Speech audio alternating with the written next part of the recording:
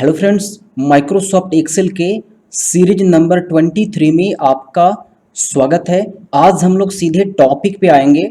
जैसा कि आपको पता है, हम लोगों ने एक्सेल के अंदर home menu, insert menu, page layout menu and file menu पढ़ा था। और अभी जो बचा हुआ है वो है फॉर्मूलाज, डाटा, रिव्यू और व्यू। इसमें से दो ऐसे मेन्यू हैं जो कि काफ़ी इजी है, और इसमें से दो ऐसे मेन्यू हैं जो कि एक्सेल में वर्क करने के लिए ये इम्पॉर्टेंट मेन्यू कहा जाता है। जैसे एक्सेल सीट के अंदर सबसे ज़्यादा फार्मूले का प्रयोग किया जाता है। जो भी यहाँ पे डेटा तैयार किया जाता है वो सभी चीज़ें फार्मूले पे ही होता है। बाकी की चीज़ें जैसे होम मेन्यू है, इंसर्ट मेन्यू है, पेज लेआउट है, ये सभी चीज़ें सिर्फ और सिर्फ फॉर्मेटिंग के लिए यूज किया जाता है। जैसे बोल्ड करना, इटैलिक करना, पेज में पेज की साइज चूज करना, प्रिंट लेआउट बनाना, ये सभी चीजें एक फॉर्मेटिंग की तरह है जो कि हम लोग उस ऑप्शन पर क्लिक करके आराम से यूज कर लेते हैं। लेकिन एक्सेल का जो एक्चुअल यूज होता है वो सारा होता है फॉर्मूले पर। तो जब हम लोग फॉर्मूला वाला टैब पर जब क्लिक करते हैं तो यहाँ पे बहुत सारे ऑप्शंस आते हैं। जैसे फर्स्ट में इंसर्ट फंक्शन, ऑटो सम, रिसेंटली यूज। अब इसके अंदर भी बहुत सारे फॉर्मूले होते हैं। देखो यहाँ से लॉजिकल है, टेक्स्ट है, डेट एंड टाइम है, और लुकअप है, रेफरेंस, मैथ ट्रिंगल, और उसके बाद यहाँ पे मोर फंक्शन में स्टैटिकल, यहाँ पे इतने सारे फॉर्मूले हैं। अगर इसको आप स्क्रॉल करोगे तो इसमें बहुत सारे फॉर्मूलाज आते हैं। इंजीनियरिंग का है, यहाँ पे क्यूब है, इंफॉर्मेशन है। तो ये जितने भी फॉर्मूले हैं वो एक तरह से आपको यूज करना ही होगा एक्सेल के अंदर, क्योंकि एक्सेल क्या होता है, एक स्प्रेडशीट प्रोग्राम होता है जहां पे हम लोग किसी भी सेल के अंदर फॉर्मूले का यूज करते हैं। तो ये जो फॉर्मूले हैं इसके अंदर, और उसके बाद एक डाटा वाला जो मेन्यू है, ये दोनों मेन्यूज का यूज हम लोग एक एक वीडियोस में बारी बारी से करेंगे। जैसे अगर हम लोग फॉर्मूला वाला मेन्यू में जाते हैं तो यहाँ पे रिसेंटली यूज है, सम, एवरेज, ये सब। तो हम लोग इसको ऐसे पढ़ेंगे, हाउ टू यूज इफ फॉर्मूले, how to use max, count, hyperlink, average. और फाइनेंशियल में जाएंगे, how to use DV formula, how to use DDB formula, यानी बारी बारी से सारे फार्मूले का यूज करेंगे। तो ये था मेथड कि किस तरह से हम लोगों को पढ़ना चाहिए। एंड डाटा के अंदर भी वही चीज है, यानी कि एक्सेल के अंदर मेरे को ये मोस्ट इंपॉर्टेंट ये टैब आता है जिसको मेन्यू भी कहते हैं। फॉर्मूला और डाटा दोनों सीखना आपके लिए बहुत जरूरी है। तो इसकी जो वीडियोस है वो आपको बारी बारी से मिलेगी, बट आज हम लोग इन दोनों टैब के बारे में बात करेंगे। फॉर्मूला वाला है वो आपको फॉर्मूले वाइज आपको मिलेगा, राइट। तो हम लोग यहाँ पे जाते हैं रिव्यू में। ध्यान दीजिए, ये दोनों का वीडियोस बारी बारी से फॉर्मूले के अनुसार आपको मिलेगा, राइट, 102 दिन में। रिव्यू में, रिव्यू आपको इसलिए यूज किया जाता है, रिव्यू का मतलब होता है कि जो आपने एक्सेल सीट के अंदर टाइप किया है उसको आप किस तरह से देखना चाहते हो, राइट। अगर आपने किसी वर्ड को गलत टाइप किया है तो आप इसके जरिए उसको राइट कर सकते हो। अगर आप किसी भी स्पेशल वर्ड को आप सर्च करना चाहते हो, उसके बारे में जानना चाहते हो कि उस वर्ड का मतलब क्या होता है, तो उसके लिए आप रिसर्च का यूज कर सकते हो। तो यहाँ पे बहुत सारे ऑप्शंस आपके पास आ जाते हैं, तो बारी बारी से आप देख सकते हो, राइट। जैसे स्टार्टिंग में है स्पेलिंग, यहाँ पे देखो स्पेलिंग है। अगर आप यहाँ पे माउस का कर्सर लाकर छोड़ देते हो तो ये लिखता है check the spelling of text, यानी किसी भी स्पेलिंग का टेक्स्ट को आप जांच कर सकते हो, राइट। जैसे मैं यहाँ पे कुछ रॉन्ग यहाँ पे वर्ड लिखता हूँ, मैंने यहाँ से लिखा APL और मैंने इंटर करा, और मैं जैसे इसको जूम करूंगा, मैं यहाँ से देखो APL है।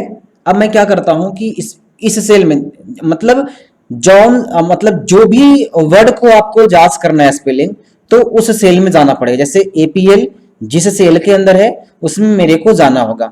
उसके बाद हम लोगों को स्पेलिंग पर क्लिक करना होगा।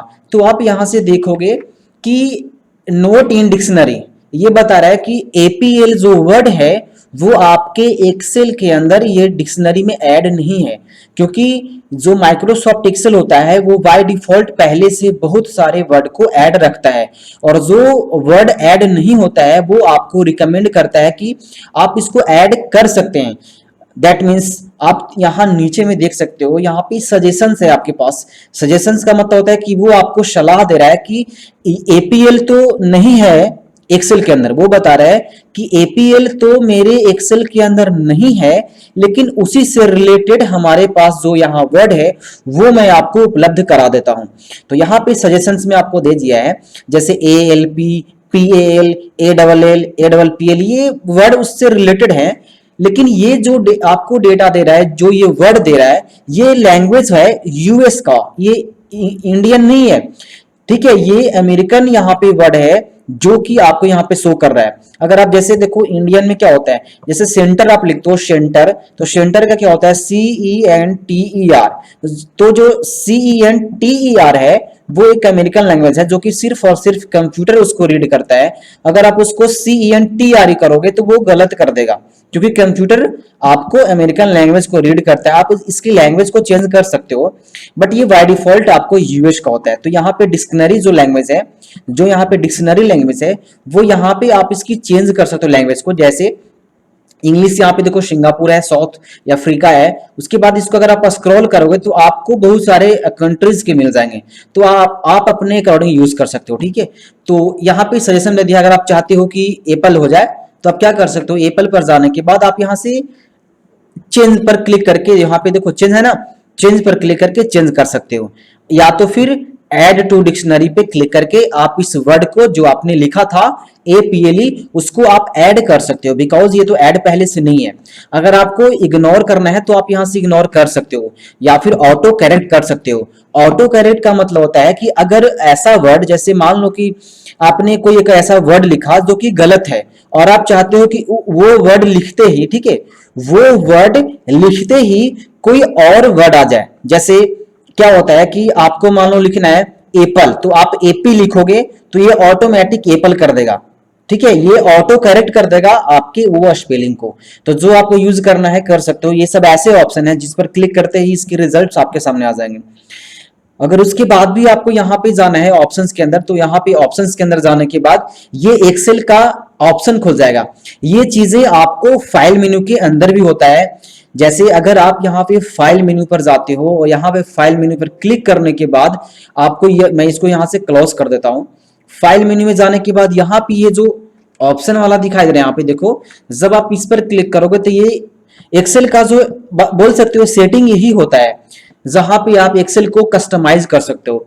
जैसे यहाँ पे फॉर्मूलाज है, प्रूफिंग है, सेव का ऑप्शन है। जैसे आप चाहते हो कि save file in this format, क्योंकि जब हम लोग एक्सेल सीट को सेव करते हैं, ठीक है, वर्क सीट को, ठीक है, जब हम लोग सेव करते हैं तो यहाँ पे एक्सेल वर्क बुक में होता है। अगर आप चाहते हो कि जब मैं एक्सेल के अंदर कोई भी डेटा तैयार करूं और जब उसको मैं कंट्रोल एस के जरिए उसे सेव करूं, तो इसकी जो सेव करने का जो एक्सटेंशन होता है वो कोई अदर आ जाए, that means web page, Excel template, XML, Unicode, तो आप ये कर सकते हो। लेकिन ये बाय डिफॉल्ट होता है एक्सेल वर्कबुक में। अगर आप चाहते हो कि मैं सेव करूं तो ये बन जाए तो कर सकते हो, राइट। तो ये सभी चीजें इसी के अंदर आता है, एक्सेल को आप कस्टमाइज कर सकते हो। इस ऑप्शंस के अंदर इतने सारे एडवांस फीचर आते हैं जिसको अगर आप एक बार देख लोगे तो आप 100% इसको आप यूज हमेशा करोगे। जैसे यहाँ पे आप देख सकते हो, यहाँ पे ऊपर में है save auto recover information every, that means जैसे हम लोग एक्सेल में काम करते हैं तो अगर मिस्टेक से एक्सेल का जो फाइल होता है वो हम लोग सेव नहीं कर पाते हैं, जैसे भूल जाते हैं, बार बार सेव करने में प्रॉब्लम क्रिएट होता है, याद नहीं रहता है, तो ये यहाँ पे ऑप्शन दे चुका है save auto recover information every 10 minutes. यानी कि ये जो क्या करेगा, जब आप एक्सेल के अंदर काम करोगे, ठीक है, तो ये ऑटो 10 मतलब ये 10 मिनट के अंदर ये ऑटोमेटिक सेव करेगा, आपको सेव करने की जरूरत नहीं है, ये आपको सेव करेगा। और ध्यान दीजिए ये रिकवर भी करेगा आपको।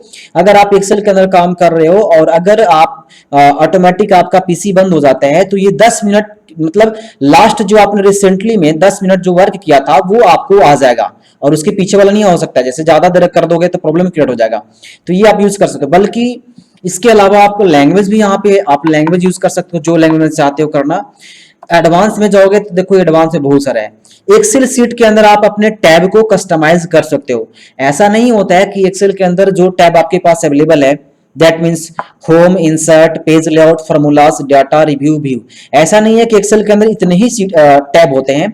आप खुद से हर एक सॉफ्टवेयर एक एडवांस फीचर देता है, ऑप्शन देता है, जहां पे जो मेनू होता है, टैब होता है, उसको कस्टमाइज किया जाता है। तो इसके अंदर भी देखो इंसर्ट है, पेज लेआउट है, फॉर्मूलाज है, डाटा है, ये एक टैब है जिसको मेनू कहते हैं। मैं इसके अंदर और भी खुद का टैब कस्टमाइज कर सकता हूं, खुद का टैब, वो जो टैब है उसको डिलीट भी कर सकता हूं। मैंने स्पेशली इस पर टॉपिक, मतलब इस टॉपिक पर बताया था मैंने पहले भी।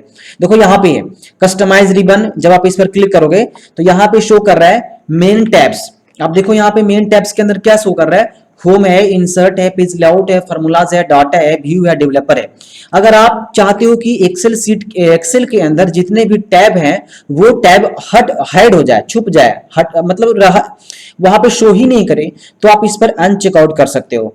और अगर आप लाना चाहते हो तो उस पर दोबारा आके कर सकते हो। जैसे यहाँ पे आप देख सकते हो कि डेवलपर टैब यहाँ पे अनचेक है, तो अगर जैसे ही डेवलपर पे क्लिक करोगे और डेवलपर पे क्लिक करने के बाद ओके करोगे तो देखोगे ध्यान से कि एक्सेल के अंदर डेवलपर टैब एक्स्ट्रा आ गया, जो कि पहले से तो नहीं था। डेवलपर के अंदर बहुत सारे ऑप्शन आता है, जैसे विजुअल बेसिक, माइक्रोस, रिकॉर्ड, माइक्रो, ये सारा ऑप्शन डेवलपर के अंदर आता है। तो पहले से तो ये नहीं था, ये मैंने लाया। तो उसी तरह से हम लोग क्या कर सकते हैं कि जितने भी टैब होता है उसको रिमूव कर सकते हैं और खुद का अपने नेम से टैब को कस्टमाइज कर सकते हैं। ऐसा नहीं है कि एक्सेल के अंदर जो ऑप्शन है इसके अलावा आप कहीं से ला सकते हैं, ऑप्शन वही रहेगा लेकिन आप खुद का कस्टमाइज कर सकते हैं। तो ये मेरा टॉपिक नहीं था, बट मैंने आपको ये समझा दिया। मेरे को रिव्यू के अंदर जाना है और यहां से हम लोगों ने स्पेलिंग को जांच किया। अब यहां से रिसर्च करेंगे, ठीक है। रिसर्च में क्या होता है कि आप खुद से किसी भी वर्ड के बारे में रिसर्च कर सकते हो। इसके लिए आपका जो पीसी या लैपटॉप आप यूज कर रहे हो उसमें आपको इंटरनेट ऑन करके रख लेना है। उसके बाद आपको यहाँ पे रिसर्च पर आपको क्लिक करके यहाँ पे सर्च करना। जैसे मैं चाहता हूं कि जैसे यहाँ पे APPLE यहाँ पे एप्पल है, मैं ये लिख करके इंटर जब मैं प्रेस करता हूं तो ये सर्चिंग करता है और यहाँ पे देखो बता रहा है कि एप्पल क्या है, नाउन है, एप्पल के बारे में बताता है। जो आपको यहाँ पे यूज करना है आप यहाँ से यूज कर सकते हो, ठीक है। किसी वर्ड के बारे में आप यहाँ से सर्च आराम से कर सकते हो, ठीक है। अगर कोई प्रॉब्लम होता है तो आप यहाँ से मेरे को पूछ सकते हो। और देखो ये तीसरा जो ऑप्शन है ना, ठीक है, ये कोई हार्ड नहीं है। जैसे आप चाहते हो कि इसका अल्टरनेटिव मतलब क्या होता है, अल्टरनेटिव का मतलब होता है उसी का सिमिलर वर्ड। दैट मीन्स अगर आप चाहते हो कि प्ले का कोई और वर्ड आ जाए, क्योंकि प्ले मीन्स होता है खेलना, तो आप चाहते हो कि प्ले का कोई और मतलब सिमिलर वर्ड आ जाए, तो आप यहां से उसका अल्टरनेटिव सर्च कर सकते हो तीसरे ऑप्शंस के जरिए, ठीक है। और उसके बाद देखो ये सिंपल सा है, जो आपने एमएस वर्ड के अंदर सीखा था वही चीजें एक्सेल के अंदर आता है। एक्सेल के अंदर भी बहुत सारे टैब होते हैं, लेकिन इसका जो मेन वर्क होता है वो मेन वर्क होता है आपका फॉर्मूला पर, ठीक है। जो टोटल वर्क होंगे फॉर्मूले पे, लेकिन ये सब थोड़ा सा डिजाइन करने के लिए, फॉर्मेटिंग करने के लिए ये सब चीजें दे दिया जाता है। अगर आप ट्रांसलेट करना चाहते हो तो आप किसी भी लैंग्वेज को किसी भी लैंग्वेज में ट्रांसलेट कर सकते हो, सिर्फ किसमें, एक्सेल के अंदर। मैं आपको बताता हूँ, जैसे मेरे को ट्रांसलेट करना है, मैं यहाँ पे कुछ लिख देता हूँ, ठीक है। और मैं यहाँ पे लिखता हूँ दिस इज एन एग्जाम्पल्स, ठीक है, दिस इज एन एग्जाम्पल। तो मैं इस पर क्लिक करा और क्लिक करा, या देखो आप इसको, जिसको आप ट्रांसलेट करना चाहते हो उसको आप सिलेक्ट भी कर सकते हो, ठीक है। तो मेरे को ये पूरा करना है तो मैं पूरे पे क्लिक करूंगा, ठीक है, और मैं जाऊंगा ट्रांसलेट के अंदर। तो देखो यहाँ पे आ रहा है मेरे को सर्च फॉर में दिस इज एन एग्जाम्पल। अब मेरे को देखो फर्स्ट में ट्रांसलेट अ वर्ड और सेंटेंस फ्रॉम, यानी किसी वर्ड को या सेंटेंस को ट्रांसलेट कर सकते हो टू फ्रेंच फ्रांस। तो यहाँ पे देखो इंग्लिश से फ्रांस में होगा, लेकिन देखो यहाँ पे फ्रांस में ट्रांसलेट कर दिया। आप चाहते हो यहाँ पे इंसर्ट करना कि दिस इज एन एग्जाम्पल्स के जगह पे ये आ जाए तो आ जाएगा, लेकिन मेरे को कोई और लैंग्वेज में करना है तो मैं इस पर क्लिक करूंगा। क्लिक करने के बाद देखो ड्रॉप डाउन बहुत सारा मेन्यू यहाँ पे खुल कर आएगा। देखो मेरे को हिंदी करना है, मैं हिंदी पे क्लिक करूंगा। क्लिक करने के बाद देखो यह एक उदाहरण है, ये ऑटो ट्रांसलेट कर दिया। मैंने लिखा था दिस इज एन एग्जाम्पल, तो इसका हिंदी क्या कर दिया, यह एक उदाहरण है। क्यों किया, क्योंकि हमने इंग्लिश से हिंदी किया। अब मैं क्या करता हूं, इसको इंसर्ट कर देता हूं। मैंने इंसर्ट किया तो देखो कि ये एक्सेल के अंदर हिंदी हो चुका है, इंग्लिश जो था। यह एक उदाहरण है। अब मैं चाहता हूं कि इस हिंदी को मैं इसको इंग्लिश कर दूं, तो मैं इस पर क्लिक करूंगा और यहां से हिंदी टू, मतलब हिंदी टू इंग्लिश करना पड़ेगा। जो आप इंग्लिश करना चाहो। देखो दिस इज एन एग्जाम्पल। तो किसी भी अदर लैंग्वेज को किसी अदर लैंग्वेज में आप इसकी माध्यम से आप आराम से ट्रांसलेट कर सकते हो और इंसर्ट भी कर सकते हो और यहाँ पे बैक जा भी सकते हो, राइट। ठीक है। अदरवाइज इसमें एक और ऑप्शन है यहाँ पे न्यू कमेंट। देखो कमेंट का मतलब क्या होता है, एक कमेंट अबाउट द सिलेक्शन। क्या लिख रहा है यहाँ पे, जब यहाँ पे आप क्लिक करो तो क्या लिख रहा है, add a comment about the selection. यानी आप जिस भाग को सेलेक्ट किए हुए हैं, जिस सेल को आप सेलेक्ट किए हुए हैं, अगर आप उसके बारे में कुछ बताना चाहते हैं तो आप कमेंट कर सकते हैं। जब आप उस सेल में जाओगे, जैसे मान लो हमने B3 सेल के अंदर मैंने कुछ कमेंट किया, अमन नेम है इसका, तो मैंने यहाँ पे कमेंट किया और मैंने यहाँ पे कुछ इसको लिख दिया, ऊपर में ऑथर का नेम है, ठीक है ना, कि कौन लिख रहा है, मैंने ये लिख दिया और मैं इधर कर देता हूं। तो देखो यहाँ पे मैं अगर थोड़ा सा जूम करूंगा तो देखो यहाँ पे सबसे ऊपर में एक रेड कलर का शाइन लग चुका है। ये बताता है कि आपने इस सेल के अंदर कुछ कमेंट किया है। तो अब क्या होगा कि जब इस कोई भी बंदा अगर इस सेल के अंदर प्रवेश करेगा, जैसे ही इसका जो माउस का कर्सर है वो इस सेल के अंदर जाएगा तो वो ऑटो शो कर देगा कि यहाँ पर किसी बंदे ने कमेंट किया है। अब आप जो बंदा है वो आप भी हो सकते हो और अदर भी हो सकता है जिसने ये कमेंट किया है। तो बता सकते हो this is a nice line, या फिर बता सकते हो this is a false true. जो कहना है उस सेल के बारे में, उस जिसके बारे में कहना है, वहां पे माउस का कर्सर ले जा करके आप न्यू कमेंट कर सकते हो। अगर आपने बहुत सारे सेल के अंदर कमेंट किया है तो आप यहां से प्रीवियस और नेक्स्ट करके आप आगे पीछे जा सकते हो। आपने 10 कमेंट किया है तो आप आगे जाने के लिए नेक्स्ट कमेंट को देख सकते हो। अगर आप बैक आना चाहते हैं, पिछले कमेंट को देखना चाहते हैं, तो आप यहां से प्रीवियस पे जा सकते हो। अगर आपको किसी भी कमेंट को डिलीट करना है तो डिलीट वाले पे जाके कर सकते हो। लेकिन ये जो डिलीट वाला जो यहाँ पे जो ऑप्शन है वो हाईलाइट नहीं होगा। ये ऑप्शन तभी हाईलाइट होता है जब आपने जिसमें कमेंट किया था उसमें माउस का कर्सर रखोगे। मतलब मैंने कमेंट किया था अमन के अंदर, तो मैंने अमन पे क्लिक करा। अब देखो यहाँ पे डिलीट का जो ऑप्शन है वो हाईलाइट हो चुका है। जब आप इस पर क्लिक करोगे तो ये जो यहाँ पे रेड जो साइन था वो ऑटो डिलीट हो चुका है जब आपने इस पर क्लिक करा। दैट मीन्स अभी ये खेल समाप्त नहीं हुआ है, अभी बहुत सारे ऑप्शंस आपके पास अवेलेबल हैं। जैसे यहाँ पे show hide comment, show all comment, show links. ठीक है, सॉरी लिंक्स नहीं है, शो इंक है। तो अगर सबसे पहले तो मेरे को कमेंट करना ही पड़ेगा इसको यूज करने के लिए। चलो कमेंट कर दिया। अब यहाँ पे आता है शो और हाइड कमेंट। अगर आप चाहते हो कि आपने जो एक्सेल सीट के अंदर जो कमेंट किया, अगर आप उसको हाइड करना चाहते हो, शो करना चाहते हो, तो आप ये चीजें कर सकते हो इस ऑप्शन के थ्रू। जैसे मैंने इस पर क्लिक करा, जैसे ही मैंने क्लिक करा तो जो कमेंट मैंने छोड़ा था वो शो हो गया। अगर आप दोबारा से इस पर क्लिक करोगे तो ये हाइड हो जाएगा। अगर अगला ऑप्शन है शो ऑल कमेंट्स, अगर आप चाहते हो कि एक बार में सारा कमेंट शो करे तो शो कर देगा। क्योंकि देखो बहुत सारे ऐसे सॉफ्टवेयर होते हैं जिसमें बाय डिफॉल्ट ये ऐड होता है। जैसे अगर आपको किसी भी फंक्शन के बारे में जानना है तो अगर उस फंक्शन पर जाकर माउस का कर्सर छोड़ दोगे तो उसके बारे में वो बता देगा। जैसे मैंने क्या करा, यहाँ पे मैंने माउस का कर्सर छोड़ दिया तो ये शो कर दिया display all comments in the seat, यानी इस सीट के अंदर जितने भी कमेंट आपने किया है वो डिस्प्ले कर देगा। तो मैंने बोला था कि हर एक सॉफ्टवेयर हर टॉपिक पर पहले से बता रखता है। मैं आपको बताना चाहूंगा कि जितने भी सॉफ्टवेयर डेवलप होते हैं तो सॉफ्टवेयर डेवलप करने के बाद उसकी एक ई बुक बनती है, उसकी एक कंटेंट्स बनती है। जैसे मान लो कि हमने एक सॉफ्टवेयर बनाया तो उस सॉफ्टवेयर को कैसे चलाया जाता है इसके बारे में अगले बंदे को पता नहीं होगा। वो सॉफ्टवेयर डाउनलोड कर लेगा, उसको ये पता होगा कि इस सॉफ्टवेयर की मदद से हम इन चीजों को कर सकते हैं, लेकिन उसको कैसे यूज करना है उसको पता नहीं होगा। तो इसके लिए उस सॉफ्टवेयर के डेवलपर या फिर कह सकते हो जो उसका मैनेज करेगा, जो जानता है उसके बारे में, जो डेवलप किया है उस इसके बारे में एक ई बुक बनाएगा, कंटेंट्स तैयार करेगा, हो सकता है वो वीडियोस भी बनाएगा, ताकि जब उस सॉफ्टवेयर को कोई अगला बंदा यूज करे तो हर फंक्शन के बारे में उसको से समझ ले, उसके बाद यूज करे। तो उसी तरह से इसके अंदर भी है।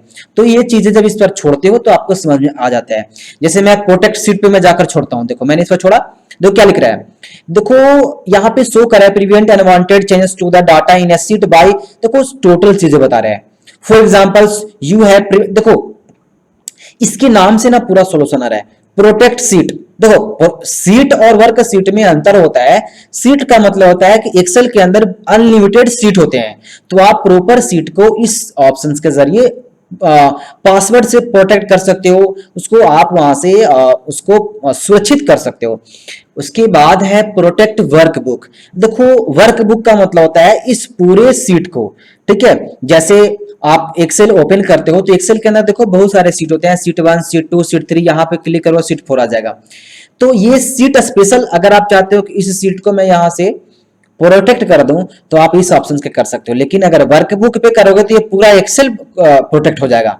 अगर पूरा एक्सेल चाहते हो प्रोटेक्ट करना तो आप प्रोटेक्ट वर्कबुक पे क्लिक कर सकते हो। अगर आप स्पेशल किसी भी पार्टिकुलर अगर सीट को आप प्रोटेक्ट करना चाहते हो तो इस ऑप्शंस के जरिए कर सकते हो। अगर आप अपनी वर्कबुक को शेयर करना चाहते हो तो शेयर भी आप कर सकते हो। अगर आप प्रोटेक्ट भी करना चाहते हो और शेयर भी करना चाहते हो तो कर सकते हो। Allow user to edit range, यानी कि आप किसी यूजर्स को यहाँ पे एडिट करने का देते हो तो कर सकते हो। ट्रैक चेंजेस में देखो,